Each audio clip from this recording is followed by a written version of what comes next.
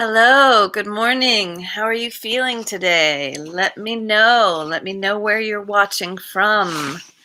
I'm feeling a little better today than I did yesterday, but still experiencing some burnout. Um, Also, Mercury is in retrograde, so I could excuse it on that. I can make that excuse, hopefully. um, and just let me know how you're feeling and if you want a card picked for you. We're going to start out with, it is October 13th. It is Charity Loring's birthday today. In fact, let's see, can I tag her in this? Let's see. Charity. I don't think I can. All right, so I will tag her later on Facebook. Okay, October 13th. This is from Courage to Change. It's an Al-Anon book, which I affectionately term as Overgivers Anonymous. Al-Anon meetings opened my eyes to something I had never thought about before. Shouting and slamming doors were not the best way to handle an already difficult situation. Where there may be no harm in occasionally letting off steam with a raised voice, shouting can become a destructive habit. I'd never thought to ask myself, was this how I wanted to behave? Did this behavior get me what I wanted or encourage me to feel good about myself? When I took a good look, I realized that the answer to this question was no. Loud, angry words and actions demonstrated my frustration and pushed away all hope for peaceful situations to my problems. The slogan that helps me back to a rational state of mind is "Easy does it." When I use this slogan to quiet myself on the inside, it is easier to quiet myself on the outside as well. And now I'm going to segue to parents out there. I would like your advice about this because I swear if I'm calm and even toned, my children do not hear me. It's like I tell them, all right, first I'm going to be fun mommy. And then if that doesn't work, then I go to stern mommy. Then if that doesn't work, I go to military mommy. And if that doesn't work, I go to megalomaniac mommy. And you don't want to see megalomaniac mommy. But I swear sometimes they want to, like, it feels like they want to push me there. They want to see megalomaniac mommy. Like they won't do something unless I go to that place. So any parents out there have any advice for me, I'd appreciate it. 2 boys. Okay. Today's reminder. I am seeking a saner approach to everything I encounter. The slogans can be valuable sources of sanity in chronic situations. Today, if I'm tempted to act out of anger or frustration, I will remember that easy does it. But does it? Does it with your children? I don't know. I will try to apply easy does it to every incident that might increase the tension and cause an explosion. For some reason, that seems to work with other situations, but not with my children.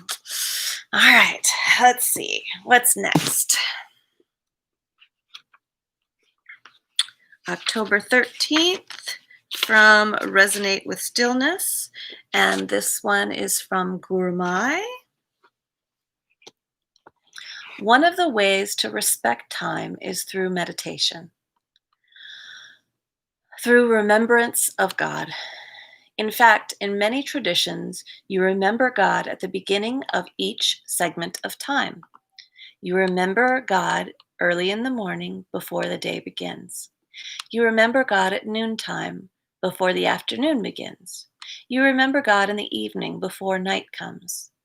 So you remember God at these junctions of time, and by remembering God, you offer your thoughts and all of your actions to Him. In this way, you respect time. You recognize that time is divine. Time is God. Time does not exist only for you to indulge in sense pleasures. Time, too, wants to be uplifted by your actions. It wants to be glorified by your presence on this planet. Okay, I think I'm going to pick one from Dancingstar. Let's see if I get a different one this time. I feel like I'm like shuffling it up. Okay, let's see.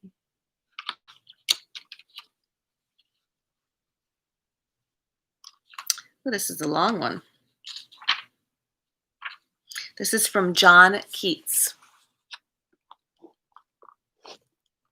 I will call the world a school instituted for the purpose of teaching little children to read. I will call the human heart the horn book used in that school, and I will call the child able to read the soul made from that school and its horn book. Do you not see how necessary a world of pains and trouble is to a school, an intelligence? Do you not see how necessary a world of pains and troubles is to a school, an intelligence, and make it a soul? I don't understand that. Do you not see how necessary a world of pains and troubles is to school, an intelligence, and make it a soul? A place where the heart must feel and suffer in 1,000 diverse ways. Not merely is the heart a horn book, it is the mind's Bible. It is the mind's experience. It is the test from which the mind or intelligence sucks its identity. And what are provings of the man's heart but fortifiers or alterers of his nature? And what is his altered nature but his soul? And what was his soul before it came into the world and had these provings and alterations and perfectionings, an intelligence without an identity? And how is this identity to be made? Through the medium of the heart? And how is the heart to become this medium, but in a world of circumstances? Ooh, that's deep. John Keats. Yep, you said it. You said it, brother. Okay, and then let's pick one card from the quote book, and then we shall meditate. This is for anyone who is listening right now or will listen in the future.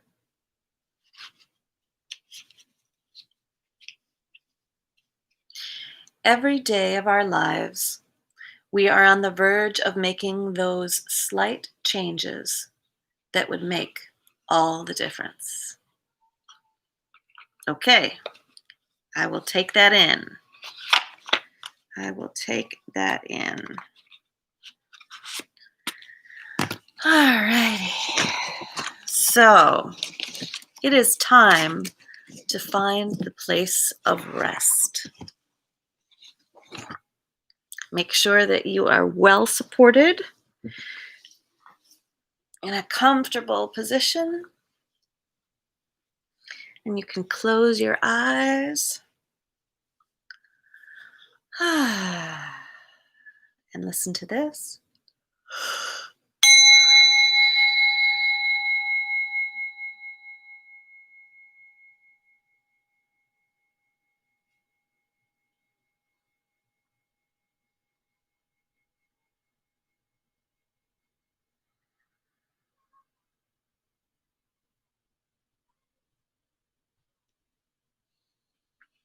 And then becoming present to the other sounds that you're hearing right now.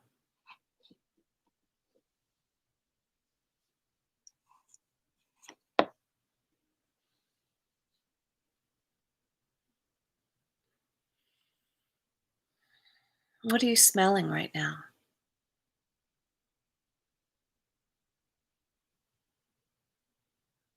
What are you tasting? What are you touching?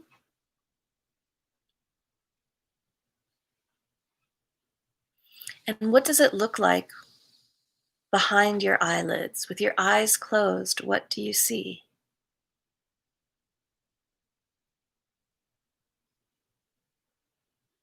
And then becoming present to your breath.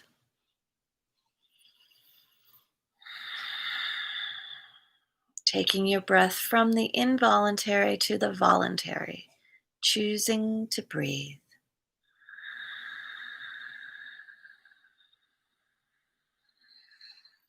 Holding it and releasing it. Another deep breath.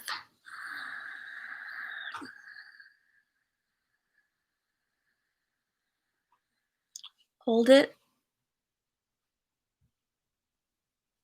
and release. Another deep breath.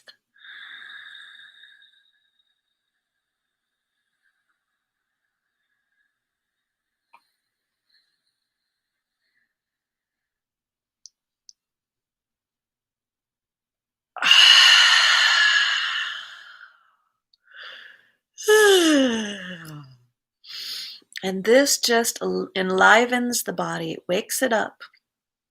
Changing the breath up like this makes your body pay attention. And start paying attention to your body. How do your muscles feel today? How do your feet feel? How do your calves feel? Your thighs, your hips? What does your belly feel like? What does your heart feel like? Your neck, your head, your shoulders, your biceps, your forearms, your fingers, your ears. Becoming present to the body temple. And then noticing your energy in the body temple. I forgot to say, if you want to give your body a stretch or a squeeze, you can do that now. And then noticing how much energy your body has. Does it have a little bit of energy or a lot of energy, somewhere in between? If you had to give your energy a color, what color would it be? Are you feeling more internal or external?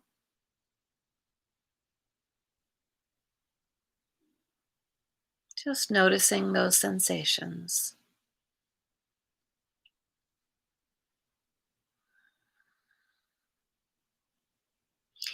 And if you have a hard time connecting to your energy, if that seems too vague or just a hard concept to grasp, try just imagining. Try just the first thing that comes to your mind, just accepting that it might be that.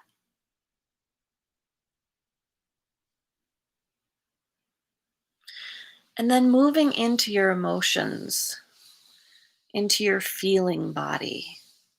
How are you feeling today? What is your emotional life like today?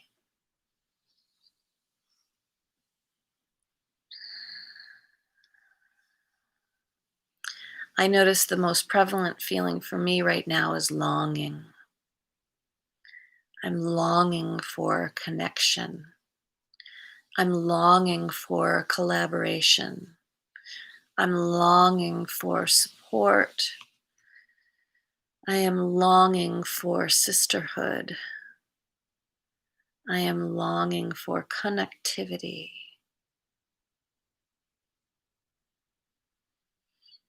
And then what else is present for me?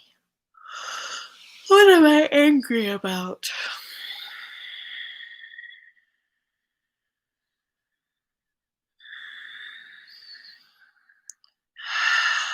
Allowing myself to just feel the anger.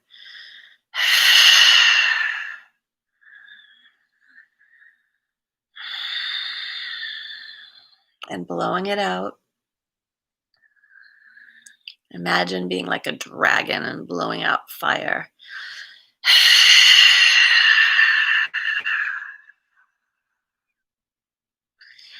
And then sadness, tuning into sadness. What am I feeling sad about?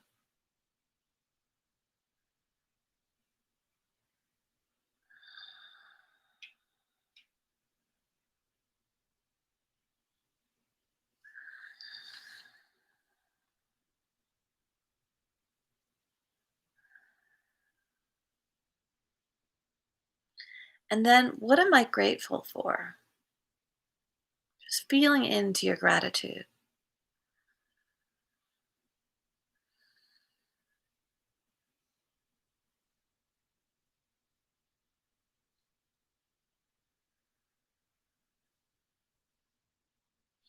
One of the things that I'm feeling gratitude for is that I can rest.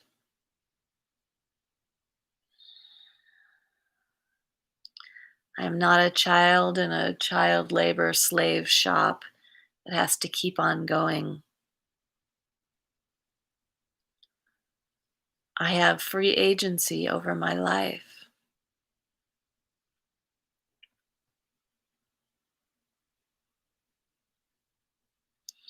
And when I tell myself things like I'm burned out, I'm exhausted, it's coming from a place of victimhood. I have chosen to put myself in those positions that create that outcome. So I have free agency to rest, to take time, quality time with my spirit, with my soul, with my body, with my mind. So let's go up to the mind right now. And just noticing what's present for your mind right now. Listen into your thoughts.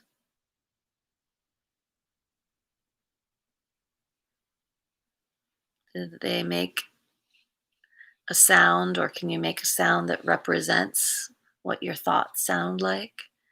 Mine are going. Can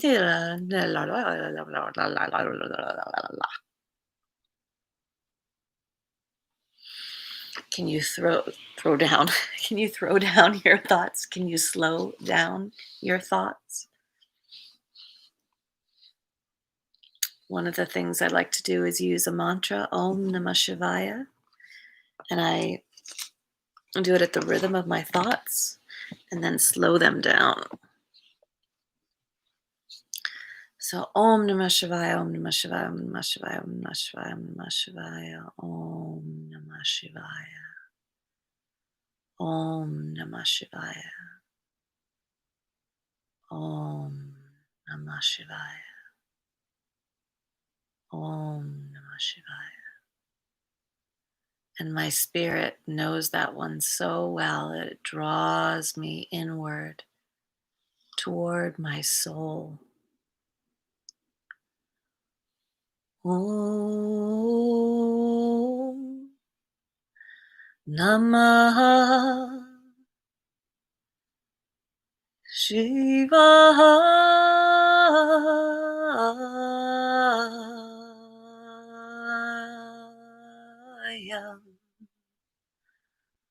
Om, the primordial sound. Nama, I honor. Shivaya, Shiva, who is within and without. Om Namah Shivaya. Om Namah Shivaya. Om Namah Shivaya. Om Namah Shivaya. Mm.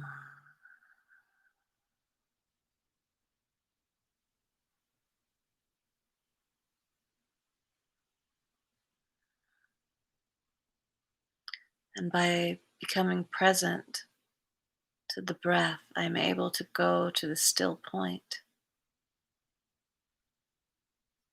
That point that is between the physical, emotional, mental, and spiritual, the point of equipoise.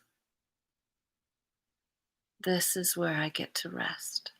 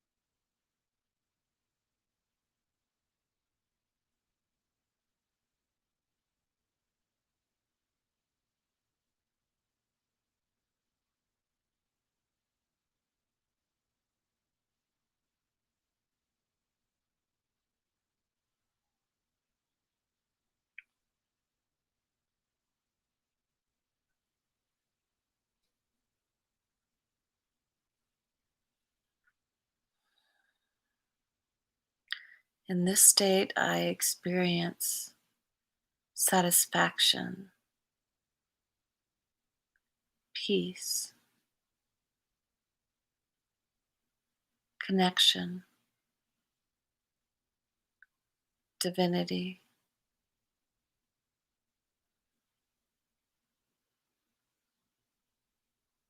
bliss, joy,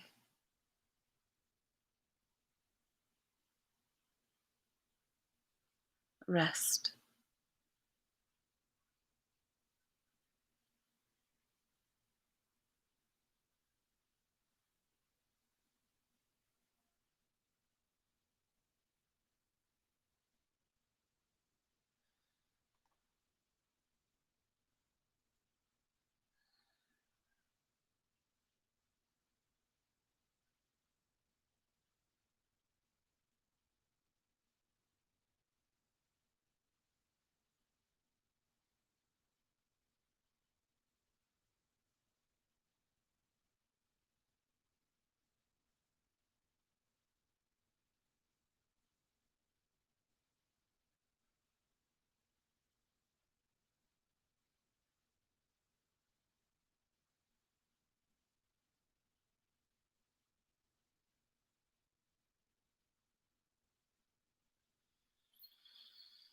Om Namah Shivaya, Om Namah Shivaya, Om Namah Shivaya, Om Namah Shivaya.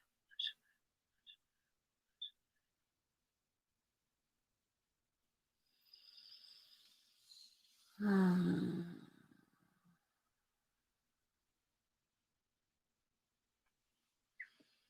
to open my eyes now, turning down the screen a little so you can not have so much sunshine in your eyes. Mm.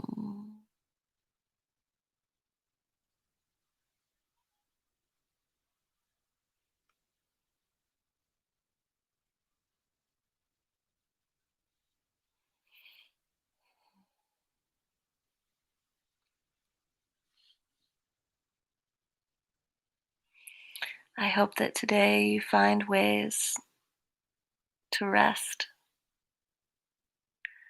to be good to yourself. with Mercury in retrograde.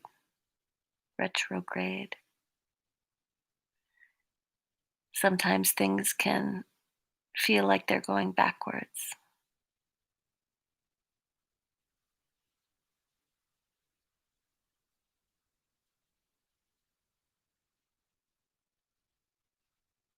So just do your best to stay present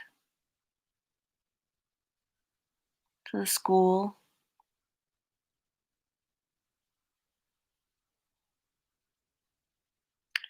of the soul.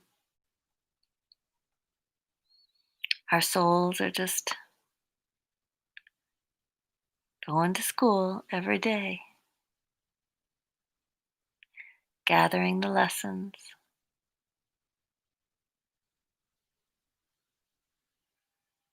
Mm.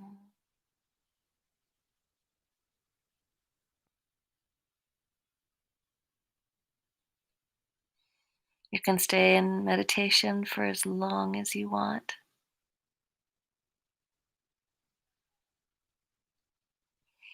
I'm going to sign off now. Be sure to like us on, let me see if it's changed a little bit. The Bride Plus One page.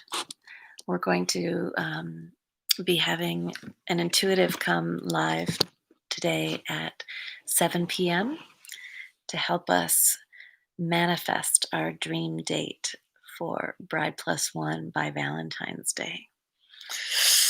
Oh, all right, folks. Have a beautiful, wonderful, brilliant day.